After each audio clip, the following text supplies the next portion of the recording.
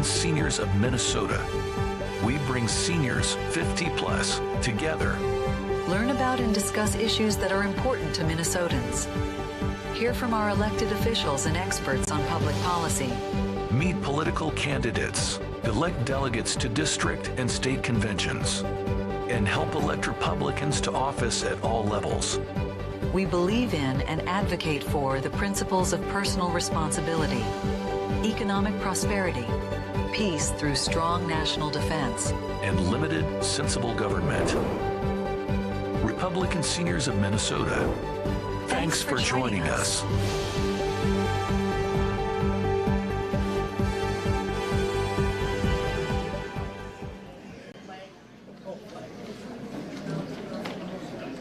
Good morning, welcome, and a special welcome to those attending via our video live stream. I'm Carol Brumwell. I'm chair of the Republican Seniors of Minnesota and the MC for this meeting. This meeting is being live streamed and is also recorded by our volunteers. A few quick courtesy reminders. Turn off or silence your cell phones. The point of these is to help others here in the meeting and also as a courtesy to our speakers. If you have a cell phone that's on vibrate, don't place it on the table because it's going to go like this. Ask me how I know.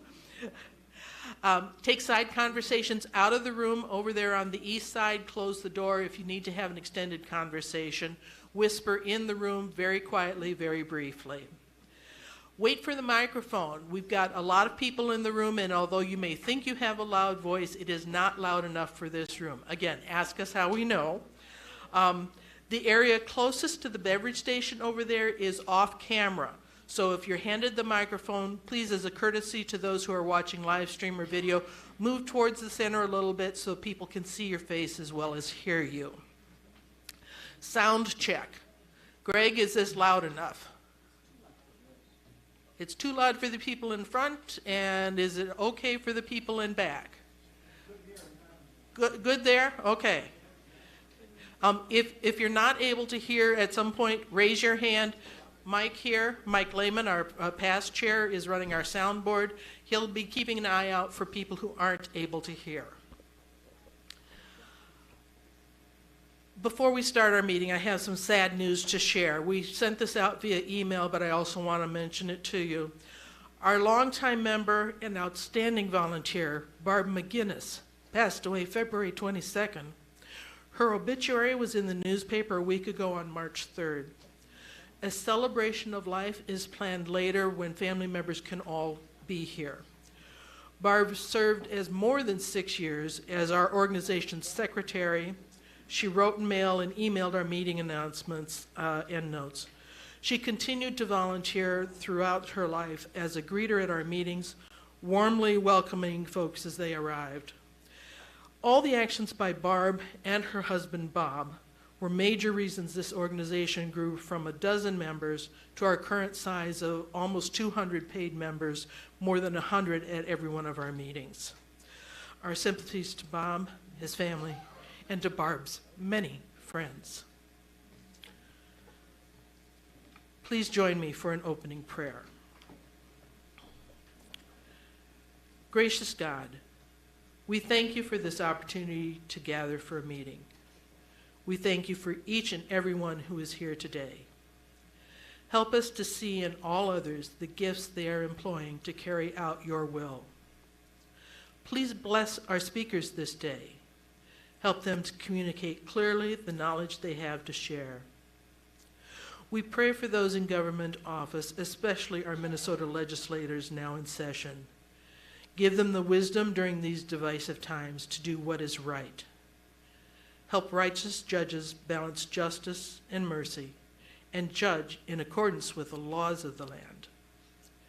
Grant each of us the strength and determination to take action and make a difference, using fully the skills and the lifetime you have given to us. Amen. We'd like to acknowledge our military and veterans and active or retired police officers and first responders. Would those individuals please stand to be recognized?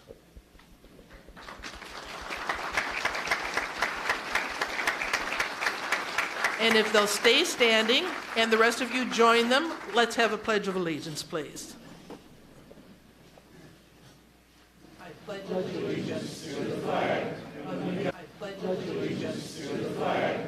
the United States of America and to the republic for which it stands, one nation under God, indivisible, with liberty and justice for all. Thank you. Be seated.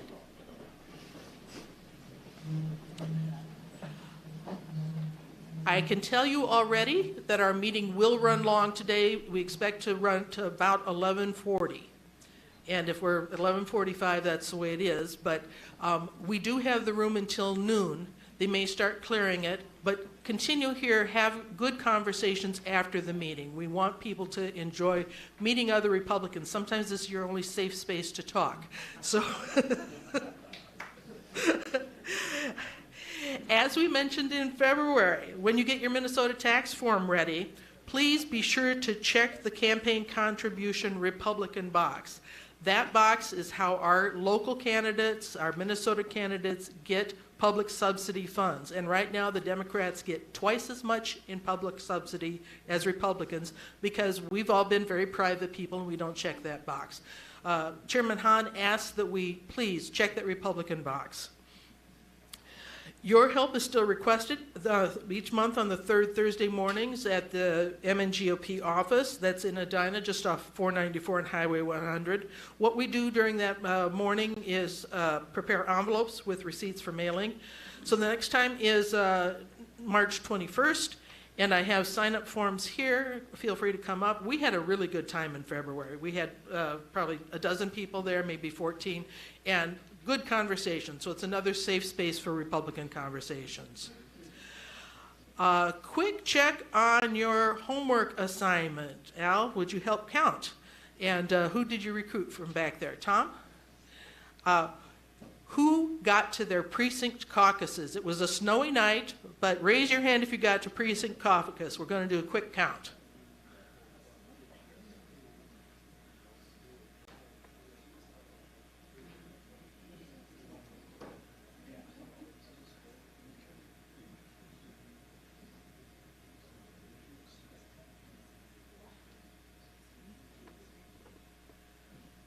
You got it? Okay, thank you very much. Happy to see so many of you listened and did your homework. Our first speakers today are 5 congressional candidates for the U.S. House of Representatives. So they'll be going to Washington, D.C., two of these 5. Our first ones are from 4 candidates from Congressional District 3 for the U.S. House of Representatives. And although we're having brief conversations with them today, 3 minutes each with 1 minute for Q&A, they are having a forum tomorrow evening. I've got information up here. It's at the Osseo Community Center. Cost is $10. And they are asking that you pre-register so that they know how many seats to have available. But it sounds like it'll be a very good forum. In reverse alphabetical order, sort of, because I made an error here, but we're starting with Quentin Wittrock.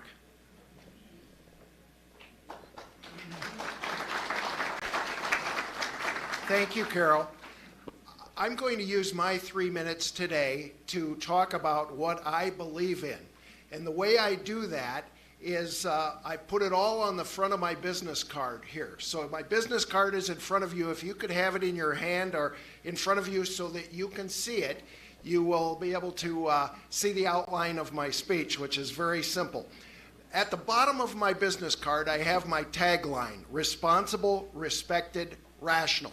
I'm not talking about myself per se there. I'm talking about what we need to have representing us in our federal government in Washington, D.C. We need to find candidates in Congress who are responsible, respected, and rational. What do I mean by that? Responsible. Our Congress, our House of Representatives in particular, is the keeper of the purse. And we need responsible people to keep the purse responsibly. Overspending is the opposite of responsible.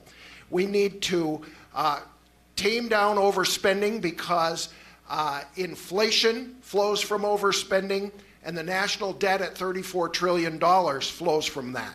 The $1.5 trillion that we spend in interest on our national debt deprives us of money that we need for other national priorities. So we need to have a budget, and I would fight for a balanced budget, and then I would fight and do everything I could to see that our government sticks to that. Respected. There I think of our national defense. I was so pleased to see that so many people have been involved in that, because national defense is one of the true priorities of any federal government. National security is a big part of national defense, and protecting our national borders is a big part of national security. We also need to make sure that our word is good. That fits under the category of respected. We need to be promise keepers to our recipients of Social Security, that they will receive their full benefits, even despite the fact that the trust fund is set to run out in 8 years. And lastly, rational. We need to have politicians representing us in Washington, D.C., who will follow principles rather than division and anger. I formed an organization, a nonprofit called Principle-Based Politics, and through that I have advocated for principles such as limited government and principles such as freedom, including individual freedom and free enterprise. My address on my business card is quentinforcongress.com. I urge you to see all of my information there. Thank you.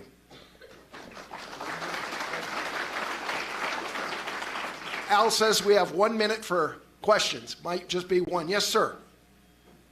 Yes, Quentin, you've outlined your principles very well, and I agree with every one of them. The task is, how are you going to get to Congress? You've got to be Kelly Morrison, I believe. Electability, and I'm so glad you brought that up. That's one of my main selling points. Kelly Morrison is to be the Democratic nominee. She's in the Minnesota State Senate, and of course was the author of the assisted suicide bill and the bill that allows abortion up to the point of birth, as well as the spending of the $17 billion surplus that we had coming into this year. She will be viewed as a far left candidate by the people in this district. People in this district won't like that, because we have always nominated people in the 3rd Congressional District like Bill Frenzel, Jim Ramstad, Eric Paulson, who were believed to be moderate Republicans. So our task is, instead of fighting the far left with a candidate equally far to the right, we need to nominate someone who can win that moderate vote in the 3rd Congressional District. And by focusing on these issues that I have, where there's a broad consensus, I believe that that is the way we can get elected and get a seat at the table in Congress. Thank you very much, Quentin. Our next speaker is Jamie Page.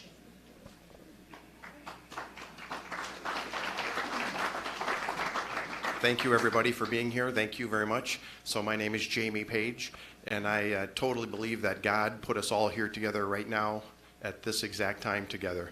We weren't born 200 years ago. We're not born 100 years from now. We're born right now. And when I take a look and see what's going on with the country, I can't let it happen under my watch. I think the country's just going the wrong direction, and I think everybody here would agree that this is just our time, this is our watch, and we have to respond, and we have to take the seat back, and we have to win the Republican and conservative seat in Washington, D.C. And I, just like Quentin, there's 3 things, right? There's 3 things. Number 1, we got to secure our borders. Number 2, we have to have fiscal responsibility. And number 3, we have to have public safety. And those 3 items are so intertwined, it's just hard to unknit them. But if we take care of our borders, we will have extra responsibility for fiscal to take care of the people that need help, that are here legally. We don't want to divert resources to people that are not here legally, in my opinion. And we need to just make sure that the public feels safe where they are, because safety means freedom, and freedom means creativity and innovation, and the United States has been the most free and innovative country ever, which makes us prosper and which makes us be a world leader. So if you elect me, 3 things: borders, economy, and public safety. Thank you. One question? But I totally agree with Quentin that Kelly Morrison is just too far left. The Minnesota public does not want that. And I think whoever, if I get this election, this nomination, I'll totally work hard for it. And if anybody else does, I'm going to work hard for them too, because we got to win this seat back.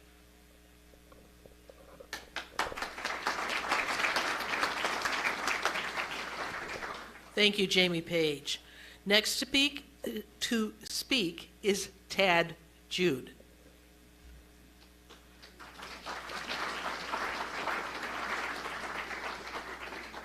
We don't have a long enough cord on this one to get it all the way back to you, Tad. Thanks a lot, Carol. And thank you for being here, and thanks for allowing us to say a few words. I'm Tad Jude. I'm running for U.S. Congress in Minnesota's 3rd District. It's an open seat vacated by Democrat Dean Phillips, and we intend to take it back. We're going to bring it into the Republican column. You remember Bill Frenzel, you remember Jim Ramstad, Eric Paulson. It's a Republican seat. I'm running to make illegal immigration illegal again. I'm running to make crime illegal again.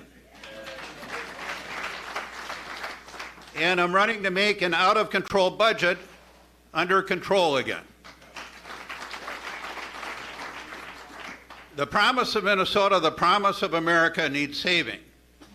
We have urgent problems that need to be addressed: invasion at our borders, out-of-control crime, a budget in crisis. These challenges demand bold leadership, unwavering dedication, and a commitment to service. I've had experience as a district court judge, a state senator, been a state representative, a county commissioner. I've won 10 general elections. I've won in both Hennepin County and Anoka County. I ran against 23 well-qualified candidates for district court judge and was able to get elected. I've door-knocked over 100,000 homes in the 3rd District. The policies of the Biden-Morrison team have smothered the promise of Minnesota and America. Morrison is a partisan Democrat extremist who has led the charge in destroying common sense in St. Paul. A 40% increase in state spending, an $18 billion surplus disappearing, a $10 billion increase in state taxes and fees. Imagine the disaster she would create in Washington, D.C. We're fed up with this Democrat coastal elite chaos. We're fed up with sky-high inflation, uncontrolled borders, child trafficking, 100,000 fentanyl deaths per year. We're fed up with reckless, out-of-control government spending, including $1 million salary for just one HCMC administrator, $250 million intended to feed children, gone in fraud. We're fed up with unmanaged light rail, both in construction and operation. We're fed up with crime, carjackings, identity politics, dumbed-down education, indoctrination of our children. We're fed up with men playing in women's sports.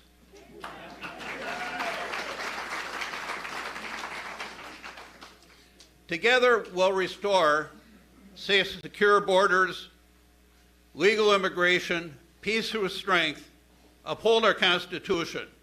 We'll restore safe streets, neighborhoods, support law enforcement, first responders, military veterans. We'll restore academic excellence, parents' rights in schools, safe spaces for girls, and bathrooms and sports. We'll restore a prosperous economy with free markets, do no harm health care, secure Social Security, and common sense environmentalism. Faith, family, freedom, life, liberty, the pursuit of happiness with equal opportunity for all. These are values that are worth fighting for. These are Minnesota values, they're Republican values, they're my values. I'll fight for you. I think I'm at my 3 minutes here. But you can go to tadjude.com and find out more information. We need your help. I'm just going to end with pointing out that in the presidential primary, 40,000 people voted in the Republican presidential primary in the 3rd district. There were only 33,000 in the Democrat presidential primary. We're going to take this seat back. So thank you.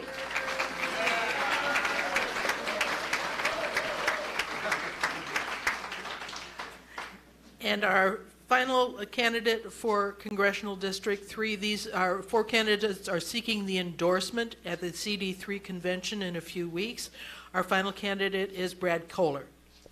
Thanks, Carol. Hi, thanks for being here this morning. They all took my thunder. A lot of good stuff I agree with them on. But what needs to be done more than anything else, I got into this because I lost my business. I was passionate about change. COVID took it away. I didn't cry about it, went back to work and got involved with this. I'm tired of living on my knees.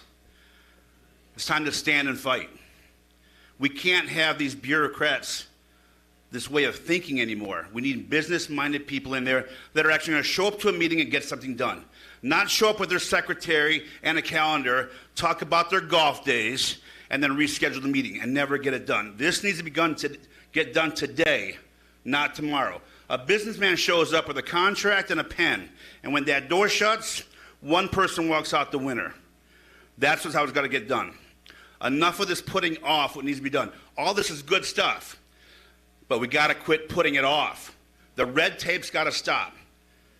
We got to draw a line in the sand and get it done. I'm Brad Kohler. I'm running for Congress here in District 3.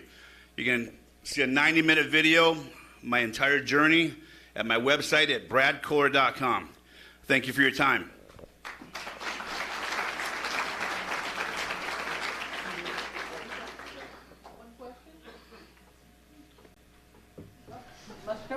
Okay, thank you. Thank you very much. Our final candidate to speak today is Tayler Rahm.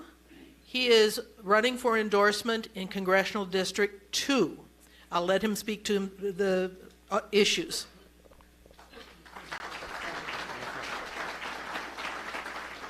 Well, good morning. My name is Tayler Rahm. I'm running for U.S. Congress in the 2nd District, and I'm going to defeat Angie Craig in November. I want to thank you all for being here and continuing to be in the fight. We know times are tough right now, but if we keep fighting, we will get things back on track. Now, a brief little bit about my background. I was raised by a single mom, and 30 years ago, I remember the tough times for our family. We bounced from apartment to apartment where my mom struggled to make ends meet.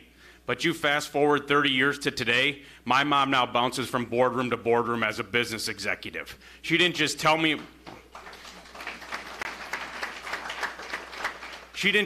about the American dream, she gave me a front row seat to it, and I know it's worth fighting for. I went to the University in St. Thomas here in St. Paul where I played baseball and was part of the 2009 National Championship team. I then went to graduate school at William Mitchell, and I've been a small business owner since 2019. But most importantly, I'm married to my amazing wife, Rachel, who is my #1 supporter and is pregnant with our identical twin boys who are due in June. So I am living the American dream, and I never wanted to be a politician. But I'm watching what's happening to our country, and I want to jump in to fight. Because we know what the issues are, right? We know we need to secure our southern border. We need to stop the illegal drugs and illegal immigrants from pouring into our country. Common sense crime. You arrest people, you prosecute them, and if they're convicted, especially violent criminals, they go to prison. Our economy, we got to stop the reckless spending. $34 trillion in debt, running a $2 trillion deficit, and we're still recklessly spending. We've got to cut the spending, and we got to cut the red tape for our businesses and allow them to flourish. And education, the Department of Education, unfortunately, has turned into the Department of Indoctrination. It's time to remove politics from the classroom and put parents back in the driver's seat of their children's education. And those are all extremely important. But it's more than that this time around. People see prosecutors and judges who are creating a two-tier justice system. They see men in girls' locker rooms. They see children who are young enough to still believe in Santa Claus allowed to have life-altering surgeries, and their parents can lose custody if they don't go along with it. They see a Department of Justice that is targeting Catholics, conservatives, and those who dare go to school board meetings. And they see a state where a baby can be born and left to die. People see the country they love being taken from them. They see status quo politicians doing nothing about it, and they want to know who's going to step up and fight for them. Well, I am. And that's why I'm proud to be a true political outsider running a true grassroots campaign, because I refuse to be bought and paid for by those who want to keep the status quo. We need to fight to disrupt the status quo and get real change in this country. And I'm honored to be living in the district I live in and I grew up in. This is where I played sports. This is where I went to school. The same church I went to as a child is where I go to this day. I'm running in my home district, and it'd be the honor of my lifetime to lead the fight on CD2 and defeat Angie Craig. Thank you, and God bless you all.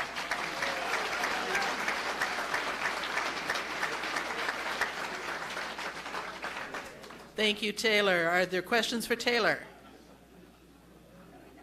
Wow. Okay, you covered it all.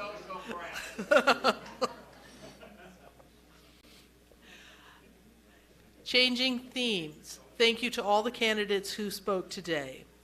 Our next speaker is Toufong Lor or Toufong Lor. He says that's between Bob and Robert, or Joe and Joseph. He is a retired Navy lieutenant.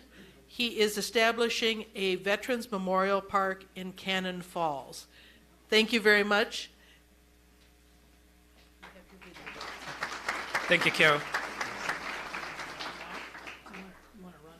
Yes. Good morning, senior Republicans. Can I have a hand who served during the Vietnam War? We have a couple of veterans here I saw earlier. Thank you.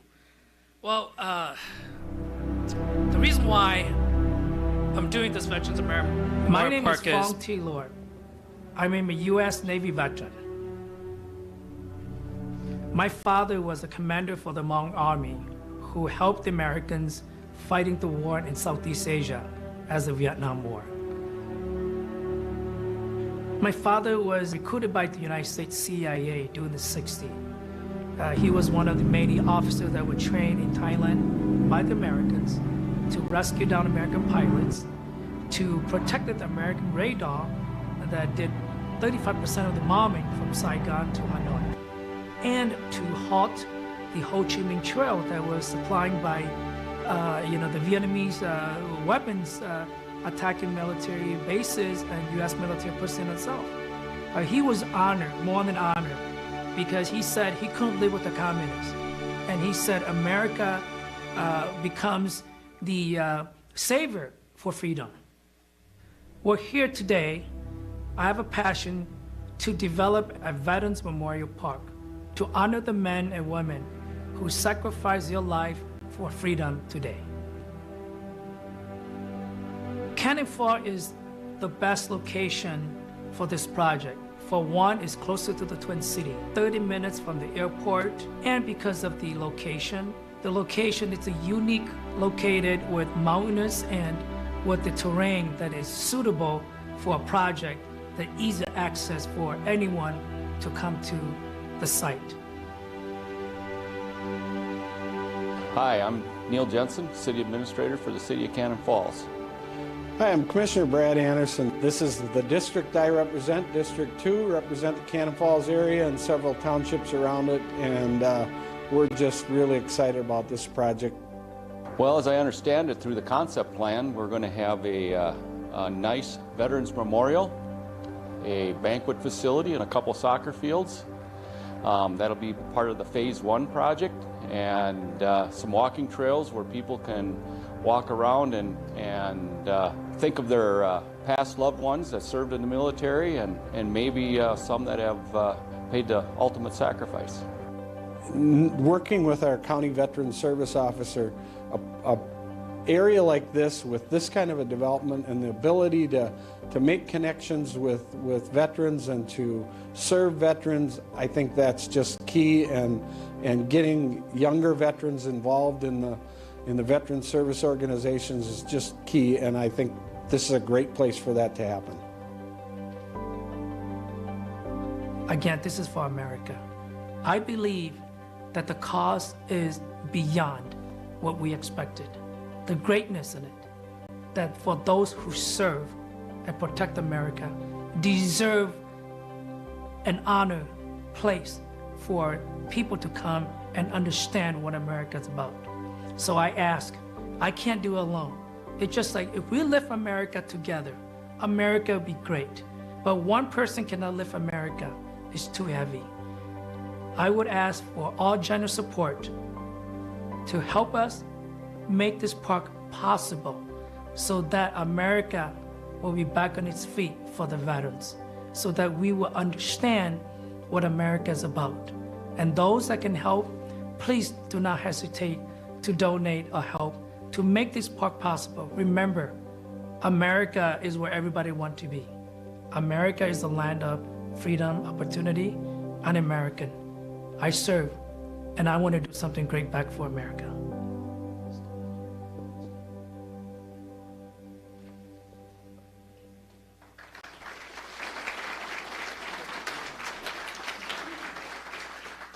Ladies and gentlemen, when my family immigrated to Minneapolis here in the 80s, I couldn't speak English. I was about 7 or 8 years old. I didn't have a single penny. And I tell my community how great America has been for the Hmong. We came here with no English, no future. But America gave us all of that.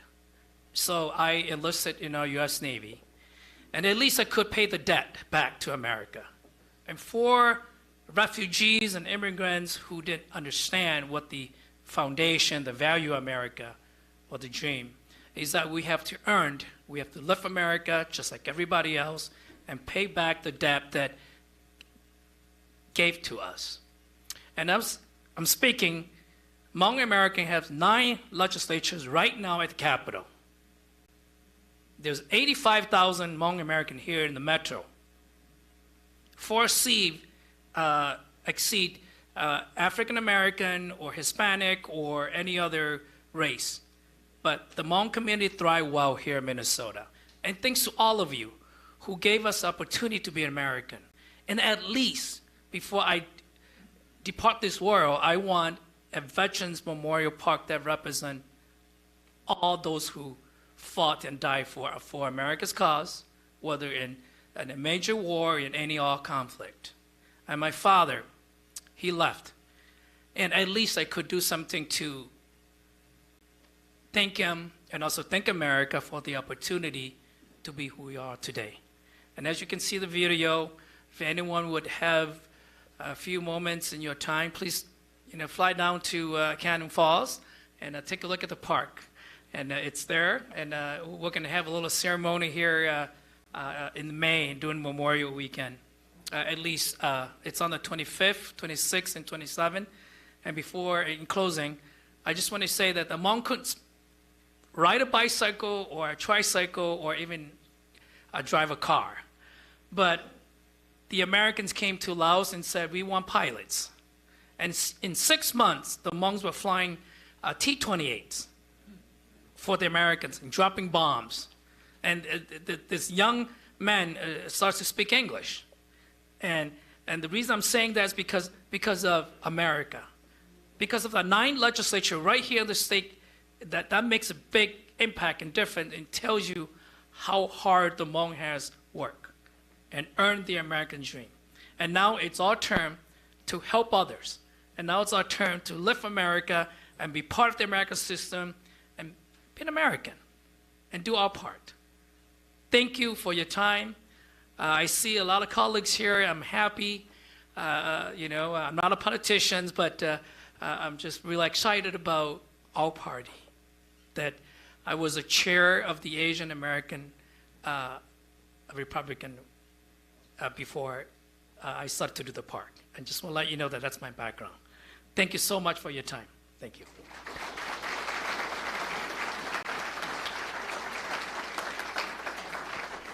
Are there questions for Toufong? Yes, Barb. I just wanted to ask, do you have a website? Do you have a website? Yes, we do. There's a flyer. It's the American Veterans Memorial Park. Yes. The American Veterans Memorial Park. And there are a few, but Cannon Falls is the correct one. There's a little flyer on the table. Thank you very much.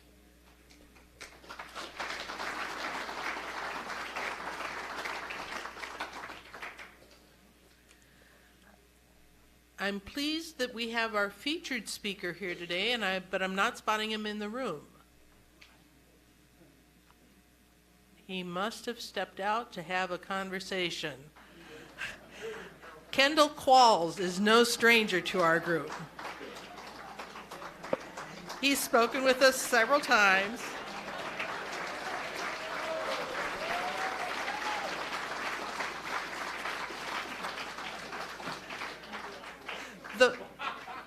The formal introduction I had planned somehow doesn't seem quite so right, but let me tell him just a little bit about what you're doing today, Kendall. He's an executive faculty in residence at Crown College School of Business. He is the founder and president of the nonprofit foundation Take Charge. Mr. Qualls was a former candidate for Republican nomination of governor of Minnesota. I know that this group supported you that time. Thank you so much. Thank you, everyone. And ladies and gentlemen, Captain Kendall Qualls reporting as ordered. If we can get the slide deck put up here just quick. You know, as I get started, let me just share something. In times like this, times of uncertainty about our future, times of turmoil, our most iconic leaders of our nation has done all the same thing. They went back to history. The history of our founding of our country, its documents. They went to Scripture because of our Judeo-Christian roots. And ladies and gentlemen, that's what I'm going to do this morning. Take us back to our history as a party and remind people what it means to be a Republican, and also remind you why so many Americans have always gravitated to the Republican Party, even when they don't even know it. This is what this is all about. And how do we unite as a team to win in future elections? Because I say this quite often, Democrats don't win elections, we lose them. And it's time for us to be on the winning team.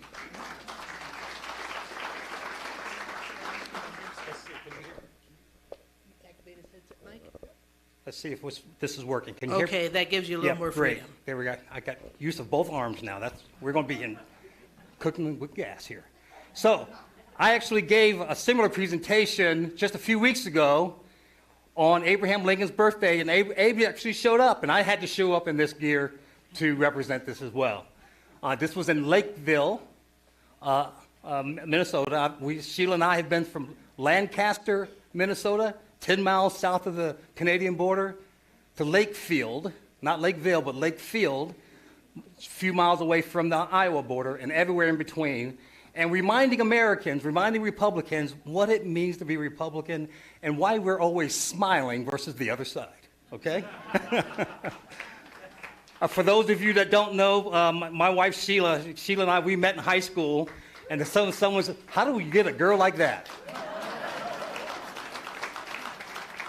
Actually, Sheila and I met in high school. I think some of you guys might know this story.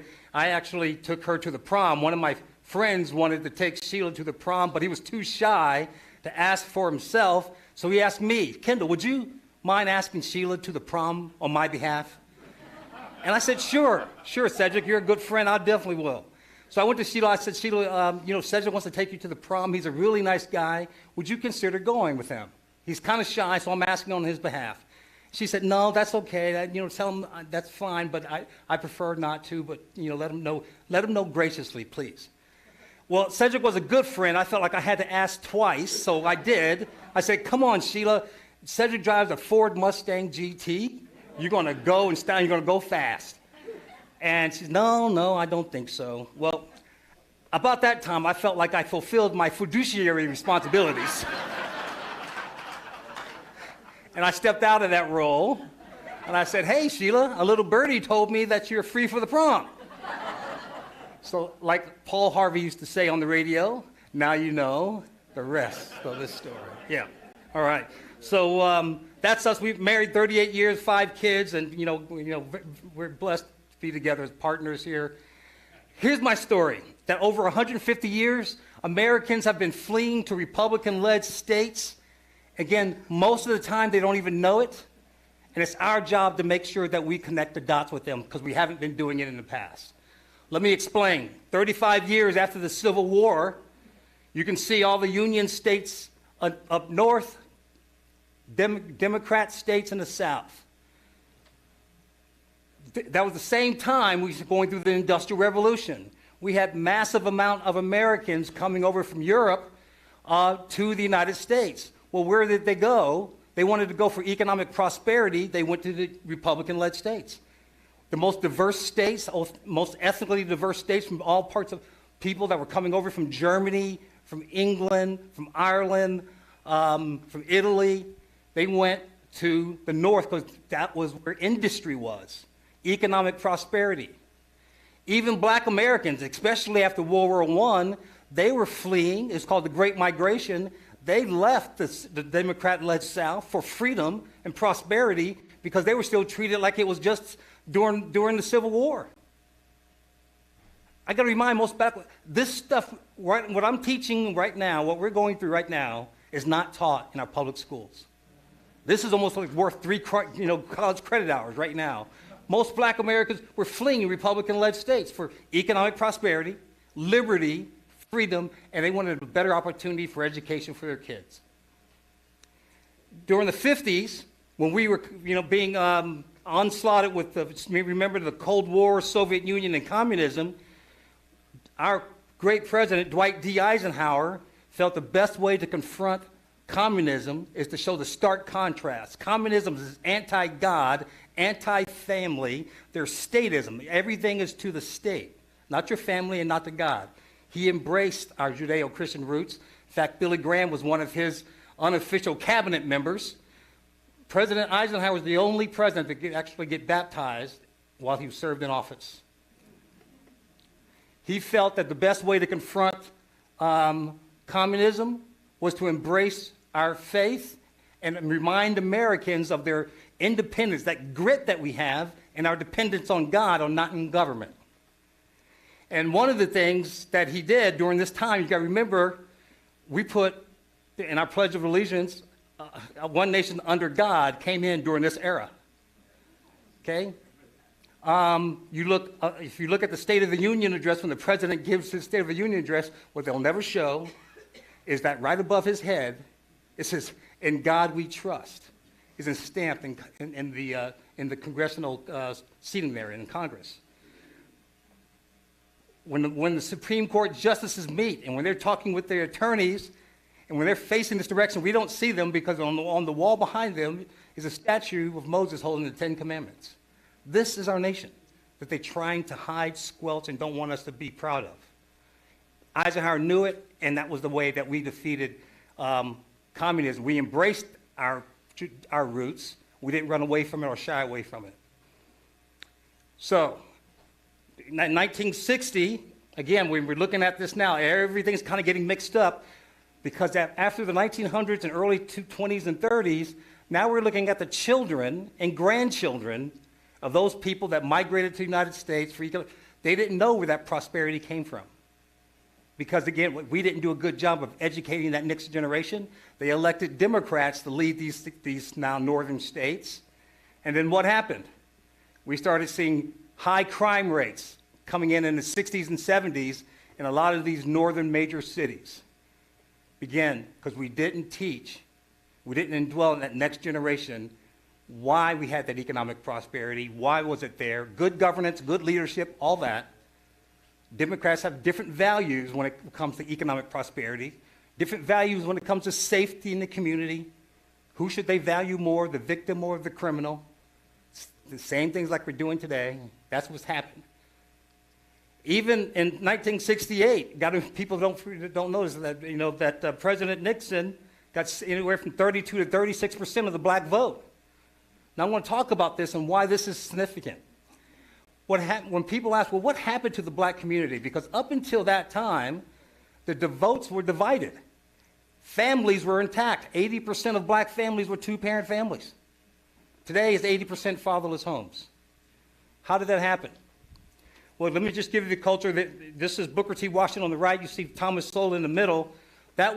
These guys were the profile of what you would think of the black community in the 30s, 40s, 50s, and 60s. Something changed, and what changed was this. I'm going to just share this real quick, give you the profile. Booker T. Washington writes in his book, and by 1900, again, 35 years after the Civil War, 22% of black Americans owned their own home. Of those 22%, 74% owned them outright. They understood thrift, hard work. They were working class, hard work, and they wanted a better future for their children. Now, this is a time period. Let me take a look. This is coming right out of the Great Depression. In 1939, the average household income in the black community was $460. That doesn't sound like a lot back then, but this was right after the Great Depression. In 20 years, it rose to over $3,000. The point here is not the amount. It is that the wage gap was closing between black and white households. Black American financial households were rising faster than white American households. The private market, the private sector was working. The wage gaps were closing before LBJ's Great Society. And families were still intact. And this is still when there was still segregation in the South and really these bad, awful laws and redlining and everything, right? In 1950s and 53, there's a real estate trade journal. This trade journal was telling real estate agents in 1953, hey, you need to target the black Americans. They're becoming the new middle class. This was a direct quote from one of the trade journals. Time magazine said there's signs of Negro prosperity everywhere. 10 years before the LBJ's Great Society. So what happened? And I might have shared this slide before. For the first time in American history, the federal government financially incentivized women to have children outside the bonds of marriage. And the only way you can get those benefits, as long as there is no adult male living in the home. Could be married. They had people's jobs that were going around to inspect apartments and homes, rental homes, to make sure there was no adult male in the house. Well, this happens, you get that first generation, the kids grow up without a dad in the home. The second generation, now you get this. You see marriage rates decline when they're at parity on all ethnic groups in the 60s. They start the significant separation in the 70s, 80s, and 90s, where marriage rates now 25%, less than 25% in the black community. However, unwed birth rates skyrocketed during that time without marriage, without one initiative to reverse the trend. There's one thing to be said, well, this was unintended consequences. Hey, after the fourth and fifth decade, you would think you would try to find a fixer-up program to reverse it. There hasn't been one until our nonprofit organization started this initiative 2 years ago. This is enough is enough. In fact, in the Twin Cities, if you look at what's happening in our Twin Cities, any given year, anywhere between 80 to 90% of these kids are born without a father in the home. So when we talk about disparity, yes, we have disparities in our country, but they're not racial discrimination disparities. They're fatherless home disparities that we've let fester for 50 years without any acknowledgement of this issue or anything. Now, this is not a, now this is, first of all, this should have to be, this turnaround should be in a black community, leadership in a black community. When I started this, our nonprofit organization, Take Charge, I was shocked that I couldn't get any collaboration, not from the NAACP, not from the Urban League, and definitely not Black Lives Matter, because they don't want this to change. We're the only one doing this nationally, focusing on restoring two-parent families and getting school choice for these kids. Okay, we're doing it, and it's going to start here. They literally have turned this culture from a God-dependent culture to a government-dependent culture, and they're doing it for power. It's evil. This is not Republican-Democrat issue. This is good versus evil. and we're addressing it as such. Because when we go and talk in the black community, I want to share why this is important for Republicans. When we go and talk, and I say, God did not intend for women to raise children alone and for you to live your life alone, all the heads nod up and down. But they're not sure what to do next because there's no moral authority leadership. Okay? Well, we're going to inject that into the system here. So let's fast forward to where we are today in 2020, 2024. It's so ironic. Now, all the Confederate states are now led by Republicans. So I want to make sure we change our vernacular. So they always forcing us to use new words. Don't say red states, blue states. Say Republican-led states. It doesn't matter where they are geographically. They good governance, good leadership. They bring in economic prosperity. They bring in liberty. They bring in clean communities and great schools. Okay, not the Democrats, not the Democrats. In fact, every school system that they lead in every major city is on a steep decline. They're violent. They're undereducating our populace, our kids. It's tragic, absolutely tragic. And that little standout Louisiana that flipped in this last year. So this year they're now that whole southern boundary there in our states are all Republican. Why? It doesn't matter where they are, and people gravitate toward it. What do you mean by people? Top 9 out of 10 states that people fled from on your left or Democrat-led states, 9 out of 10 of them left. They're voting with the most important things in their lives, their families, their jobs, everything that they hold dear to their lives, their worldly possessions, and they're voting with their feet to leave Democrat-led states, and they're going 8 out of 10 to Republican-led states. Okay? Even companies, major corporations that started in these states for over 100 years said, look, enough is enough. They're leaving Illinois, Massachusetts, California, and they're also leaving. It's huge when a corporation takes their headquarters and leaves the historical places where they were founded. And they're doing it. Now, even in states that are led by Democrat governors and Democrat state leaders, even in places where that's happening, you find people moving from Democrat-led counties to Republican-led counties. Think about it. You know, we had the riots in Minneapolis. I had a lot of friends that retired down in Minneapolis after their time in corporate world, and they were empty nesters. They went downtown to live like they were in their 20s again. As soon as the riots happened, where did they go? They went back. They went back to Republican-led counties, and even to greater Minnesota. It's amazing how how north they went. Because we govern well. And these guys know it.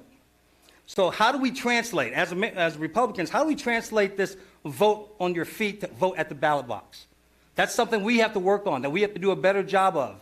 In our state, we're not a Republican-dominant state. So from my background in 30 years in the private sector, leading marketing and sales teams, you have to stand it from a customer mindset. Our customers are swing voters or independent voters. Okay? Some moderate Democrats, but we can win with just moderate voters. I'm going to share some numbers.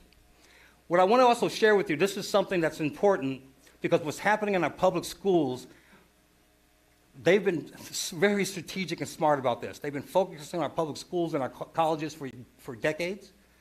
And this is, I'm going to share a clip that's these university professors are teaching diversity, equity, inclusion, or they call it social learning, social emotional learning. They're teaching this to our teachers here in Minnesota. This was an hour-long training session. I'm just giving you a short clip of what they're teaching our teachers so they can teach our kids. No, we need to decolonize and disrupt whiteness. It pervades everything that we do, how we start a meeting even. Agenda items. That's whiteness, right? We're going to push these systems and we're going to use these systems to the best of our ability. And then when we can destroy them, we're going to keep destroying. So destroying capitalism is a part of our freedom dream, is a part of the long-term goal. But like we know, folks like this tell us is that we need a 40-year plan. We need a 50-year plan for freedom. And anti-capitalism is part of that 50, 60-year plan towards freedom. How many of you knew that anti-capitalism was part of the public school agenda? No, listen. you know, these are our tax dollars. These are our kids. And this is part of the problem with the Republican Party. We do a good job of the governance part, and we just assume everything else is taking care of itself. And we've let the wolves come into the sheep herd, and they've been slaughtering our rights, our beliefs, the mindset of our kids, innocent kids, and they're doing it because they know future votes. Future votes. I'm going to share why this is important. There was a survey done, 41,000 Americans. They were given the legal citizenship test. The test, you know, when citizens come to get their citizenship test, they got to pass it. Of the 41,000, people that were 45 years and younger, only 19% could pass the test. People that were 60 and older, 74% of them could pass the test. And it's not like those 60 and older were in school for a review anytime. They just remember it from when they were kids. The younger population, these 45 years and younger, it's not like they have lower IQs than everyone else. They've never been taught these things. Deliberately never been taught. They've been taught all the sins of our nation, but none of its virtues. You can't be an advocate for America. You can't be proud to be an American if you don't know any of its virtues. This is deliberate. And again, this has been happening on the watch of Republicans that have been elected. We have to start understanding, for them, this has been a gunfight for little 20s, and we've been showing up with a little butter knife. I'm not advocating violence by any means, but I'm saying we need to get tougher about this. And when we do get seats of power, we need to make sure not only eradicate this stuff, but we need to be teaching what Marxism is. We need to be teaching what socialism is and the real history of what they've done. And that every high school graduate must pass a legal citizenship test, right? So I've been working with the state chair, David Hand, and other, all around the state, Republican leaders. We got to get unified around our message. What do we stand for? Why do people leave where they're living, these companies are uprooting themselves to go to Republican-led states? There's a message there. Economic prosperity, freedom and liberty, bright future for your families, safe communities. Those things resonate with independent voters, our customers. Okay? Our messages need to be to them. They're the ones that's going to sway office holders as we move forward in the future. So the Democrats, but they have a machine. They got a machine like no other. They control the universities. They control the media. They can get people elected that hate the country. And that's not hyperbole. That's true. Look at these people up here.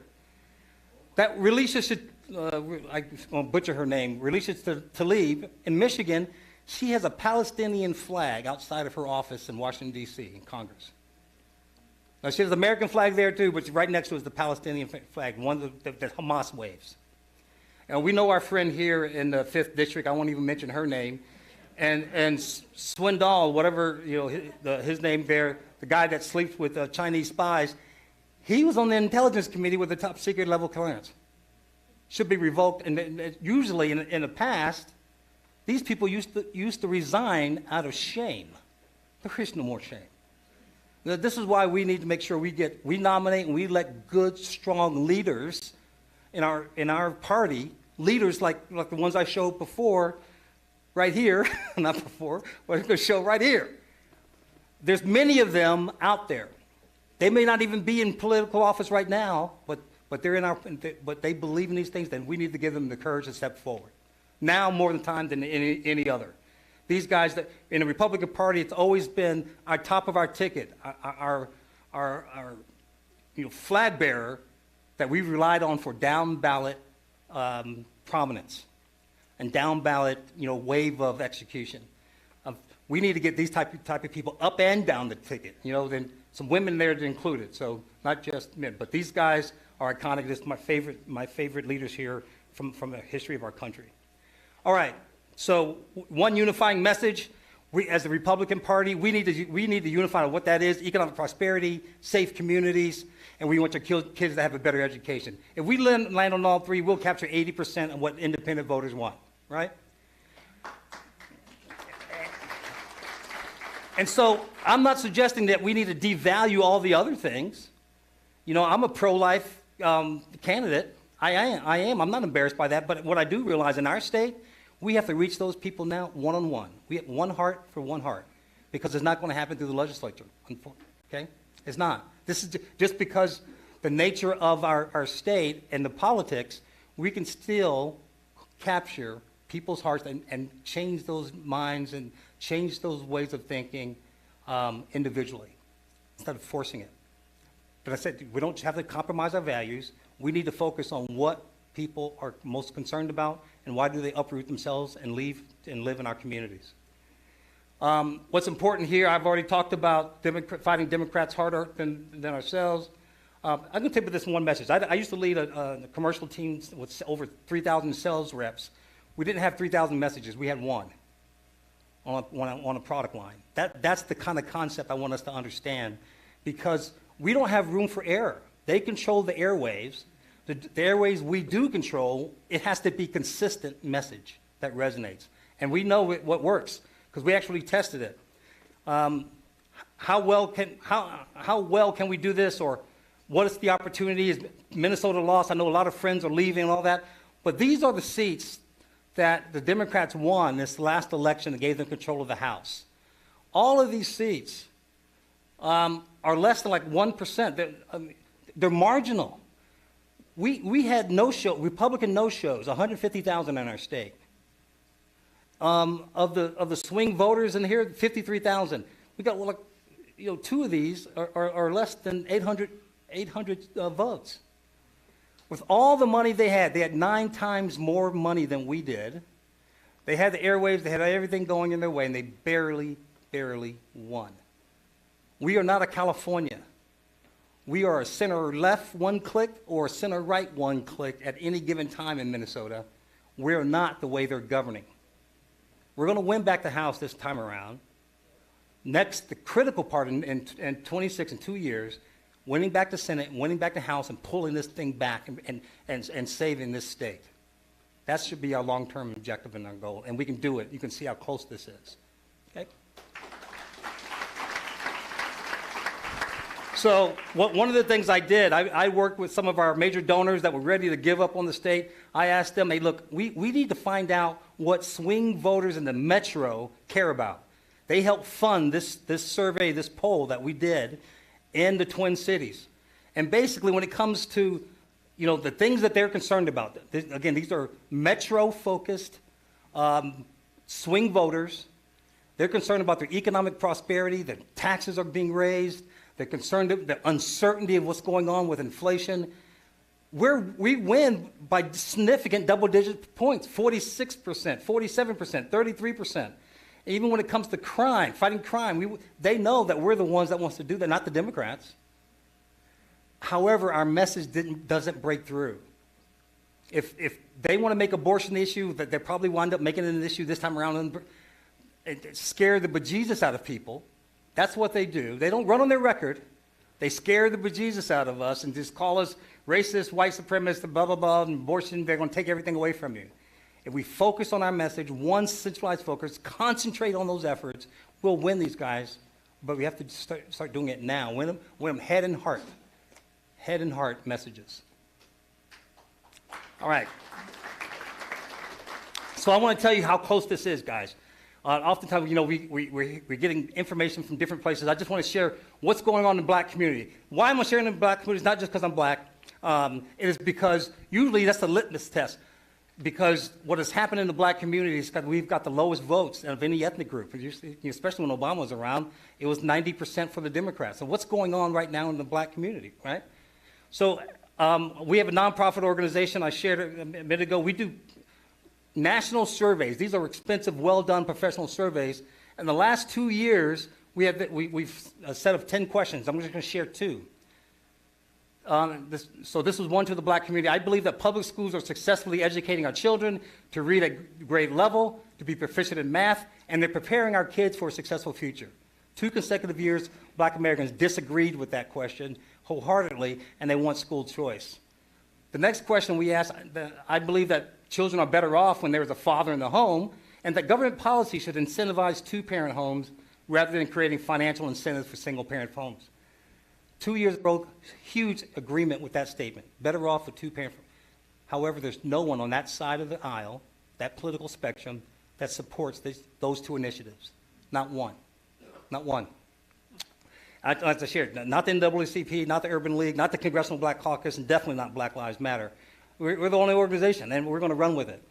Most people don't know that latest Supreme Court decision to eliminate racial preferences in universities admissions, 52% of Black Americans agree with that. They don't have a voice. They don't have a voice. This is a slide that shows the percentage of families living below the poverty line. You can see in 2016, it was nearly over 22%. Under Trump, it declined significantly. Started to go back up. I mean, this is not my slide. This is the slide from the Census Bureau on poverty, income and poverty. So it's a source slide. It's a government slide. What's been happening on the ground, without any recruitment plan by the Republican Party, elected Democrats have been switching over to the Republican Party. Black elected officials. So this top left, this guy, he ran for Republican State House in Alabama on the school choice. He ran against 7 other in the primary. He won, first Black Republican elected to the State House in Alabama in 140 years.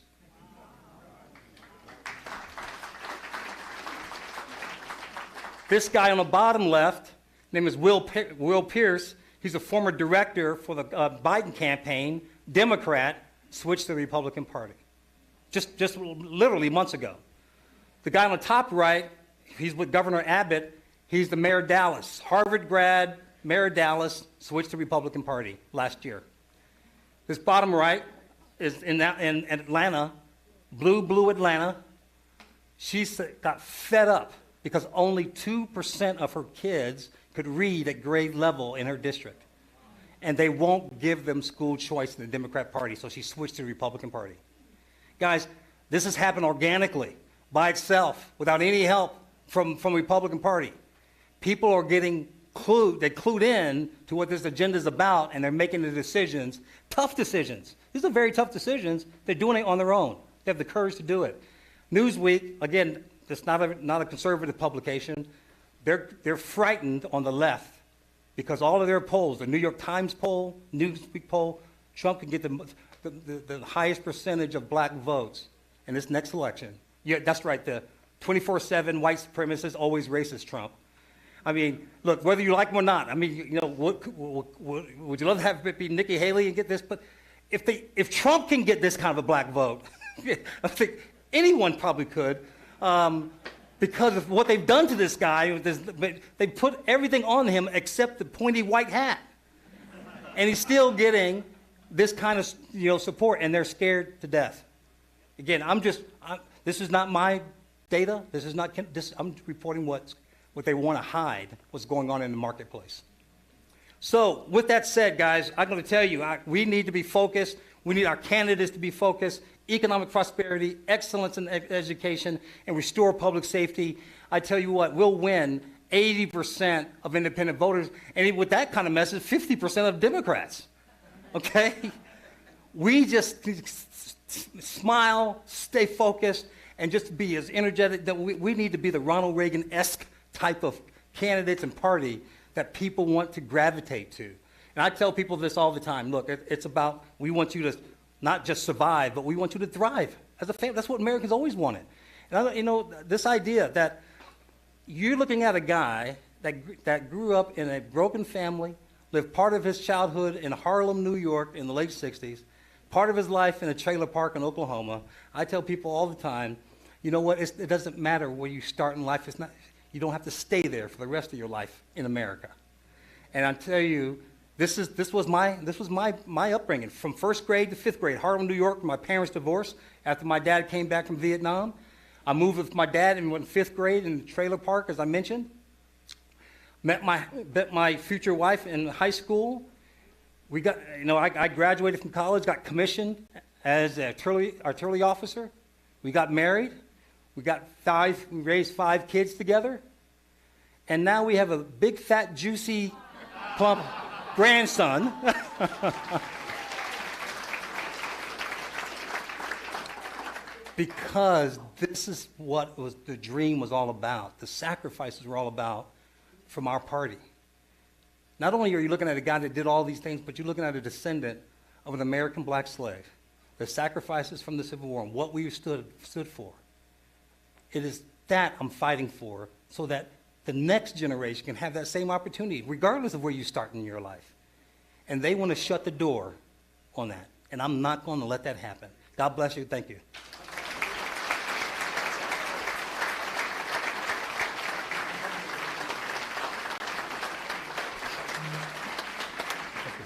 Yeah.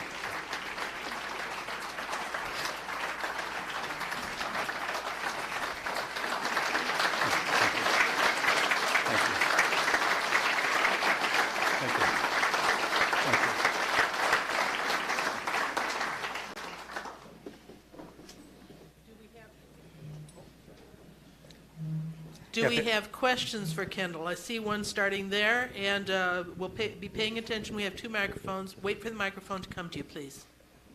Kendall, thank you so much for coming. How much influence does the George Floyd and some of the supposed black leaders have to the community, that the Democratic community?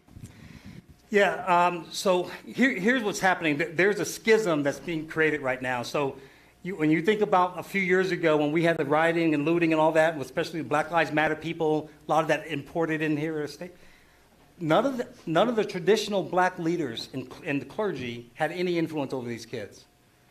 Because this is not the era of Martin Luther King, where they're intact families, they all went to church.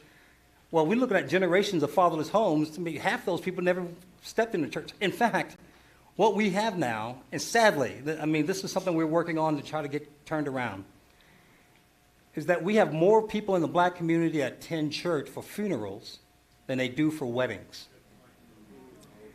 And so this is why we started this organization, because I'm appalled at what's been happening. So that influence is no longer there.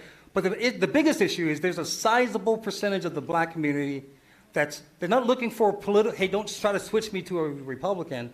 No, you reach them on those values that care about that are universal, okay? Good education. Your kids should have an opportunity to prosper. That families are important, okay? Husband and wife families, the traditional ones. They just don't know how to get there. And like I said, our nonprofit organization, we had a young lady that became a part of our organization for 6 months. After she saw what we were doing and what we were communicating, she got married to the guy that she was living with for 15 years. And in her wedding party, she had people that had never been to a wedding before. And that's how you change culture. Wow. Yes, ma'am. Hi, Kendall. Hi, Joel. First of all, I want to say that you and Sheila are just a blessing in our lives. Oh, thank you. You really are. I would just like you to talk a little bit about the recent episode with your offices. Is there any update there? And Yes. So let me give people an update that if you're not familiar with what he was just sharing. So we shared an office building with the Center for American Experiment and the Upper Midwest Law Center, 2 great organizations. The Upper Midwest Law Center, this was a 3-story building. There were probably about 30 other small businesses, clinical practices in this office building. So back in March, was it late May? It might have been late February. Got called and identified in the middle of the night. Wanted to know if we had space heaters in our offices, because there was a fire in our building, and the fire was started on the 3rd floor where the Upper Midwest Law Center was. The 2nd floor was left unmolested, and then the 1st floor, where my office is, right across the hall from the center, they used some type of accelerant to start a fire. They were basically an arson. It was an arsonist attack. And the FBI got involved. The ATF was involved in the investigation. They haven't determined, they haven't arrested anyone at this point.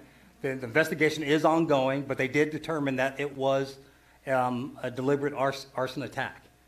And so we have, the whole building is basically out of commission for 6 months.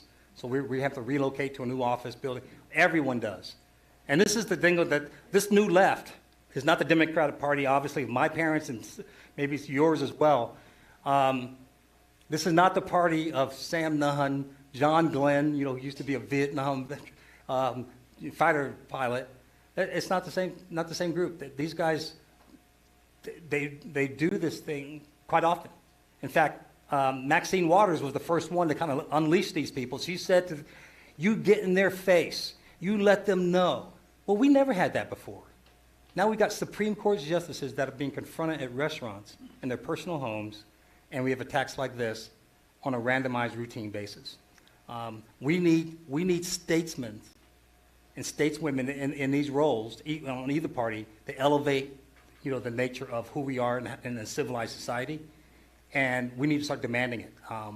And on our side, we need to demand it from them. Where are you on this? You need to stand up and speak, not just speak out against it, but make sure that these people are held accountable. So that's where we are right now. Yes. Good morning. I'm Greg Korstad. I live in the 3rd Congressional District.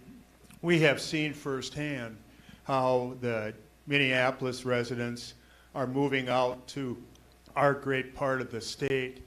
I'm wondering if in that out-migration of the folks that are fed up with the Democrat policies, if there's a role for local government candidates and local government and local school board candidates that kind of help get the message out.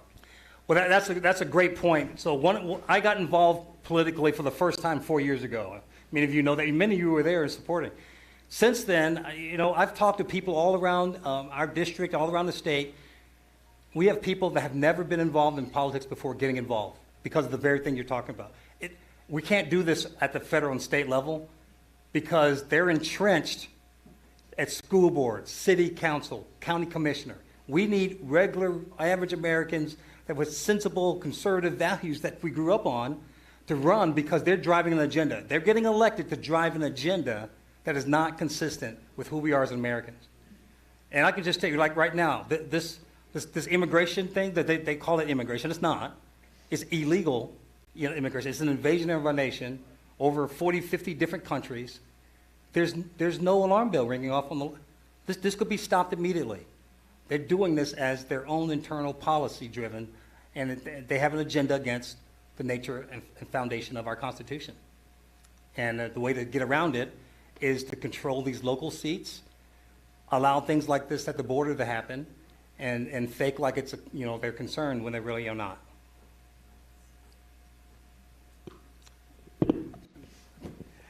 Kendall, thank you so much. You're a real inspiration to all of us, and thanks so much for your message. I have 2 questions.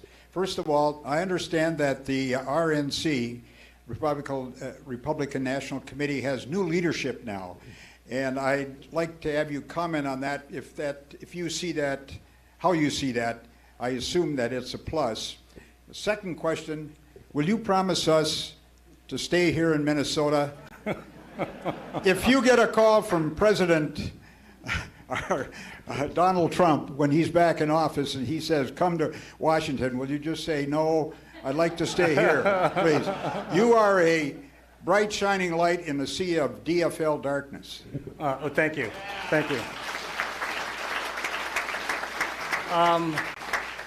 You know, we as a party, we have so many things going in our way. You just rarely ever see it. You rarely ever hear it. So if we have a new leadership that can get that message out to the vast majority of Americans, that I'm all in favor. And when it comes, I have friends that you know, I've from my corporate world and I'm living all over the country, and people that from Texas and other places say, Kendall, what are you doing in Minnesota? I said, you know what? God sends his warriors where the battles are. So this battle's not over yet for me.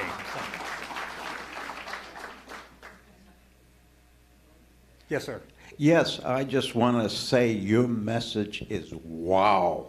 I mean, I agree with everything you say, and it's a terrific message, and we need to get it out to the people because people in Minnesota don't realize the history Minnesota played in the GOP. That's right. That's right, and in the Civil War. Guys, you know what? He said something that's profound. He said, hey, your message, it's not my this is the truth. These are facts. I just package them in a way that makes sense. You know what?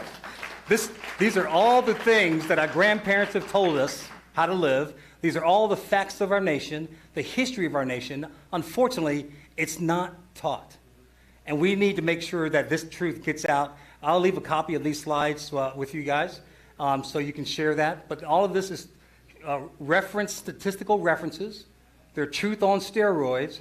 And God, you know what? And it makes it so much easier for me because I don't have to make anything up. 18 years ago, I was in South Africa, and I was in Kruger Park. One of our guides was a black man, and the ANC was just taking over the country in a political position, right? He was excited about the opportunity to improve his life. What I see here with 80% of black men being born without a male in the family, what can we do to bring opportunity and hope to our black men in our country? Yeah, absolutely. So here's the thing. First thing I tell people is this.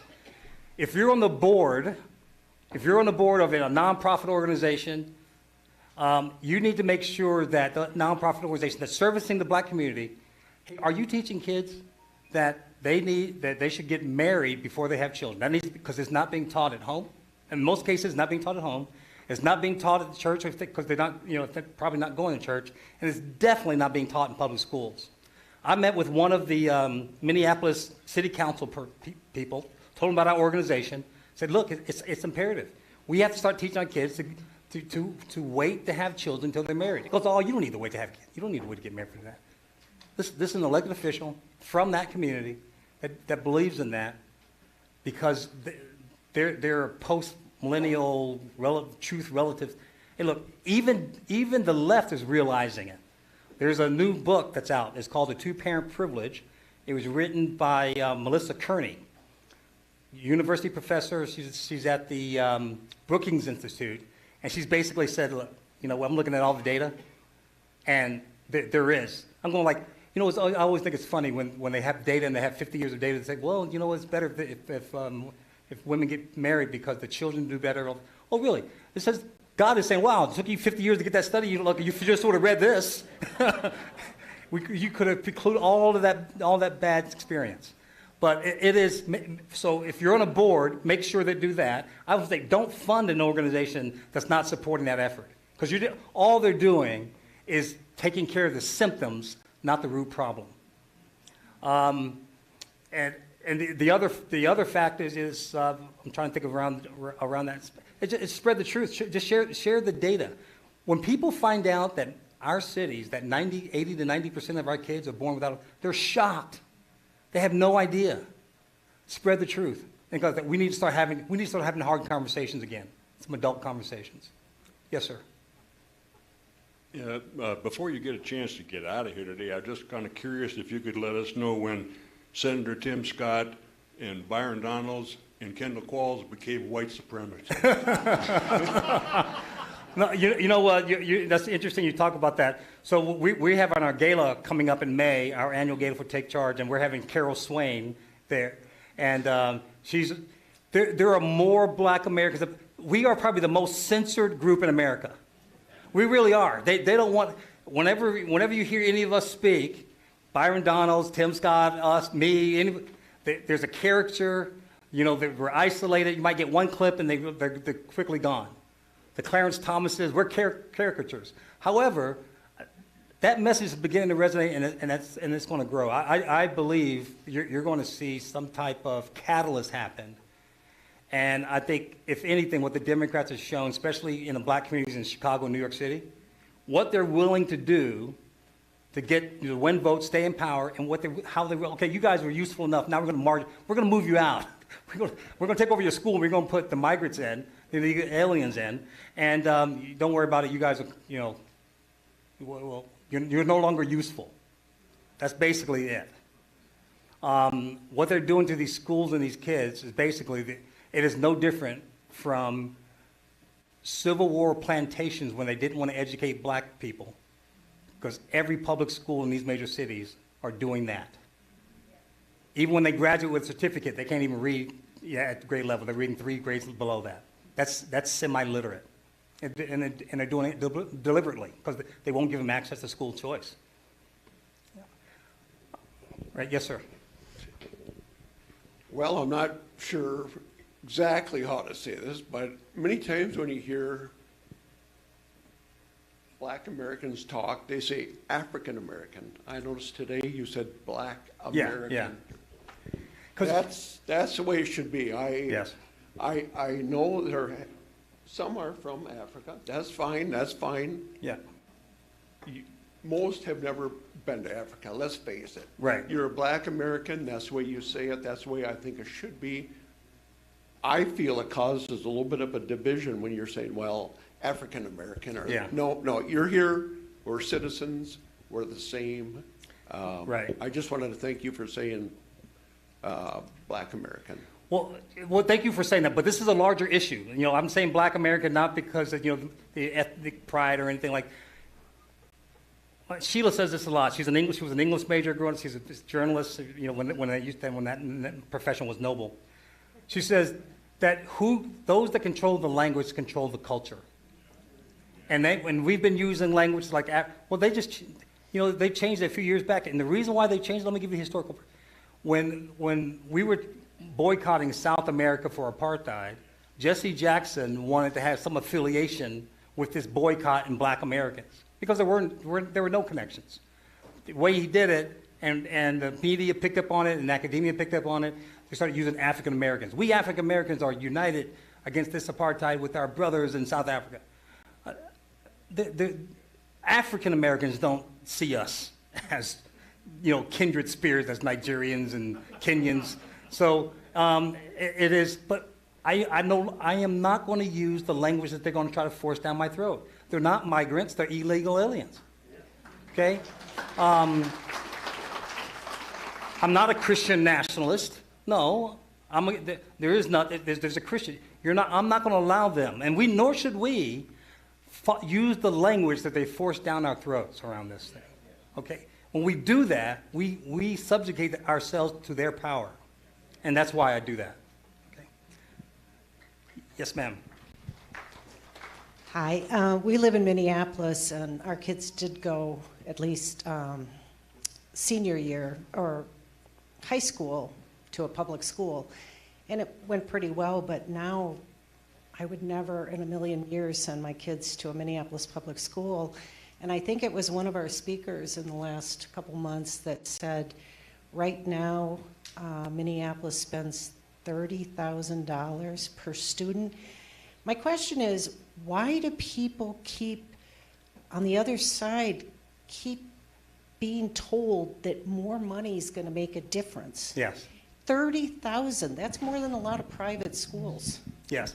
So first of all, let me just say, if you think about the nature of our country, and just humankind, this is just standard humankind.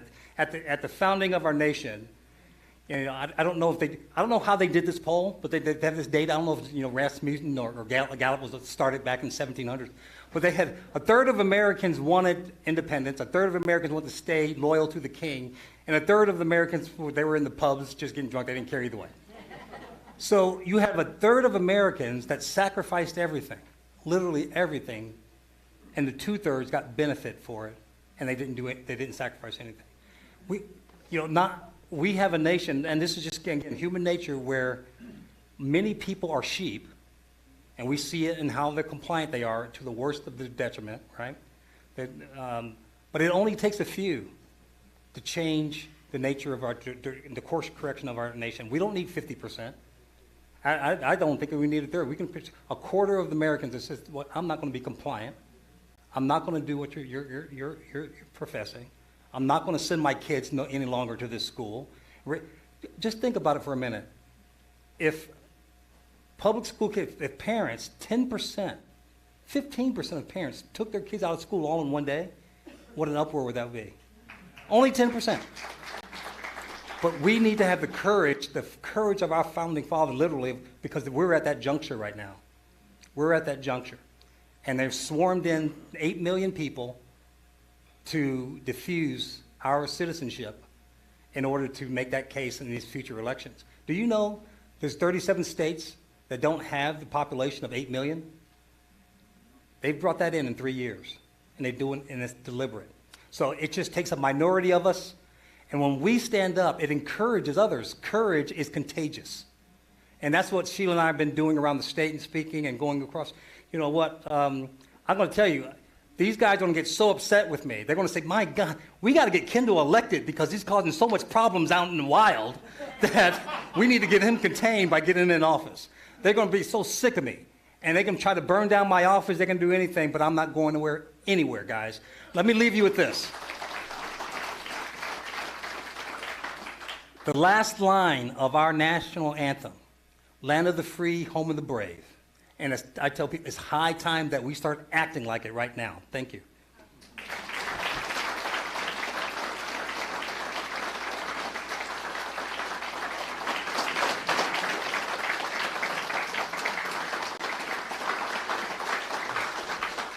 Thank you again, Kendall Qualls.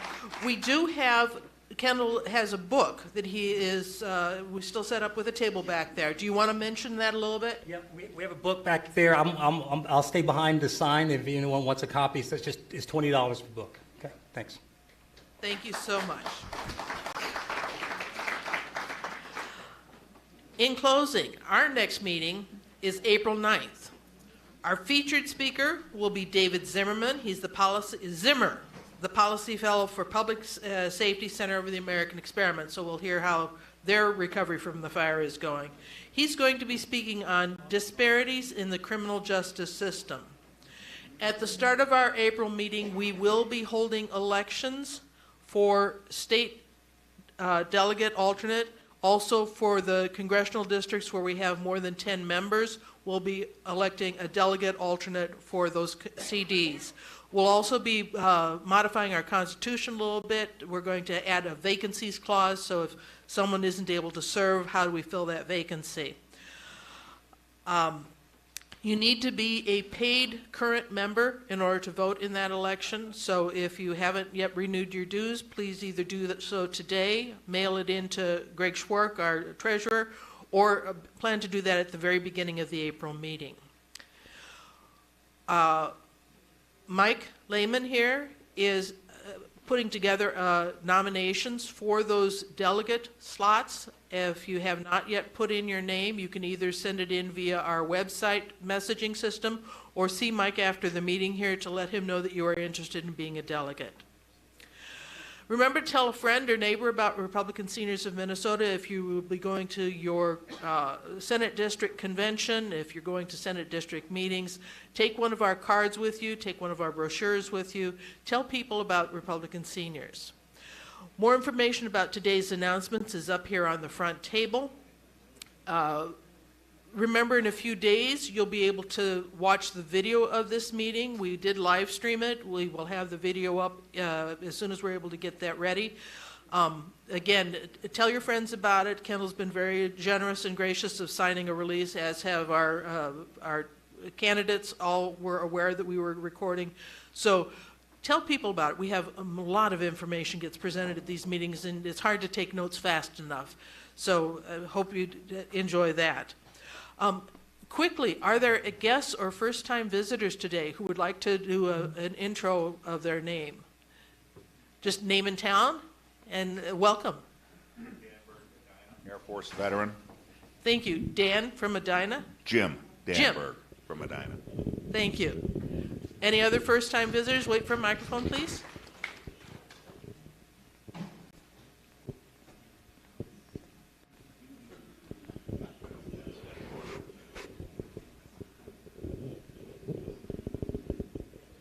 I'm Dana Isaacson from Bloomington, Minnesota, retired dentist, and I'm certainly glad that I came today.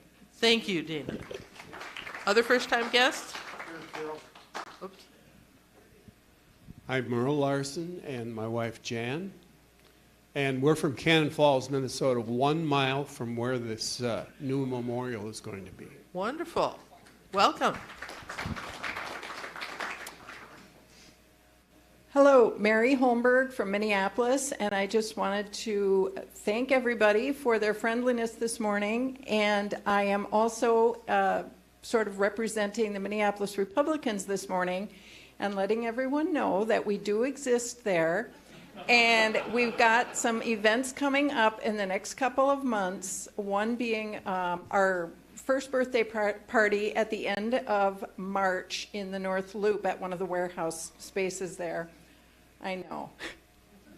We've got some coming up closer out in the suburbs, I believe in summer. But anyway, I just wanted to let you guys know, hello, thanks for everything this morning. Bye-bye. Thank you. We have a couple minutes for quick announcements. I had someone from Bloomington say they wanted to make an announcement. Hi, Ron Extam. How many Bloomington residents voted in the city elections last November? How many enjoyed the ranked choice voting ballot? All the hands dropped. Our FAB, Residents for a Better Bloomington, is starting a repeal petition to get that on the ballot. We need 4,000 signatures. See me after the meeting, I got the chart. If you want to take a 10-signature page home to your neighborhood, to your friends, whatever, I've got some extras that you can sign out, take home, and get them back. We've got about 8 weeks to get 4,000 signatures. Again, this is for Bloomington residents only. Only, and we want to get rid of ranked choice voting. Thank you very much. Any other 10-second announcements, 30-second announcements? All right, then,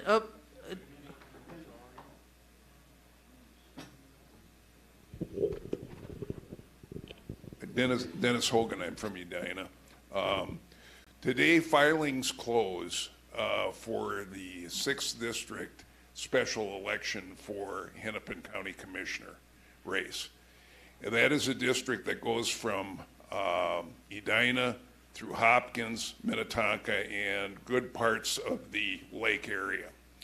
Up until there's one precinct in Mountain, but all the other precincts around little towns like Long Lake, Tonka Bay. I'm just suggesting that if you want to stop, otherwise the Democrats are going to have control of that seat. There are only 2 Democrats filed for it right now. Dario Anselmo was thinking of filing, but he didn't. So if any of you would like to file for a nonpartisan seat, you don't even have to be a Republican. I would suggest you look into it and go down there to Hennepin County and file before 5 o'clock. I know this is a last minute deal, but let's give the Democrats a little bit of a hard time on this instead of just conceding it to them. Thanks. all right. We have a door prize waiting to be drawn. I need the door prize bucket, please. Whoops. There it is. Oh, we have another announcement? One more ticket. Well, we wouldn't want to miss that last ticket. Yep. One final announcement. The venue has very graciously opened up lunch for us. So lunch will be available after this meeting upstairs in the fireside room. It's a fixed menu. I think there was a menu posted there at the front door. But after you've had your conversations here, if you want to continue your conversations, we have lunch available upstairs for a fee. Thank you. Okay, then we need to open up this bucket.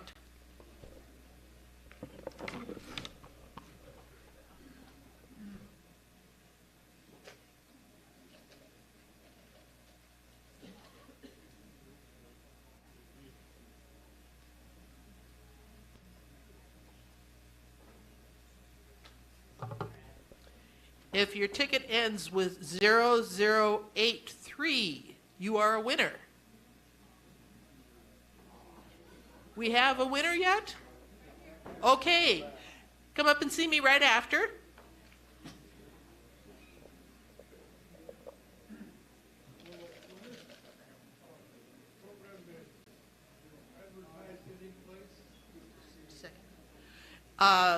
Our second door prize winner is 0043.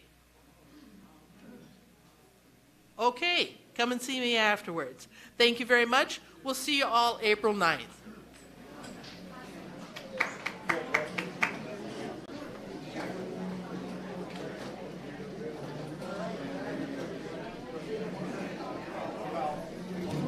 I want you to know, I see you, paying for your coffee every morning, wearing that hat that tells me the infantry you dedicated your life to before I was even born.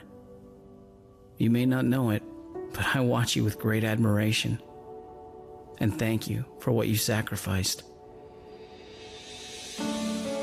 I see you in your full active duty uniform, walking through the store with your family. And I wonder how long you're here for, when you might have to go. I look at all of you and think, you must be some of the strongest people in the world. I see you on the TV. You're not just a face in the crowd of soldiers on the news. You're a person with a family who loves you, walking the dusty earth far away, so that I can walk in peace where I am. I see you at the memorial. You're not just a name, I know. You left a footprint of freedom on this earth. Imprints and sacrifices that are not just remembered, they're cherished. I want you to know I see you.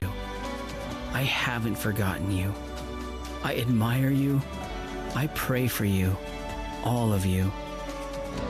God bless you and your families.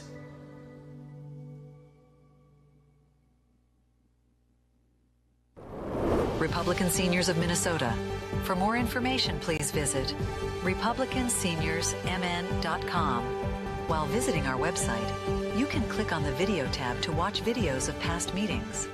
Also, look for other tabs that bring you to our live player and other special video programs.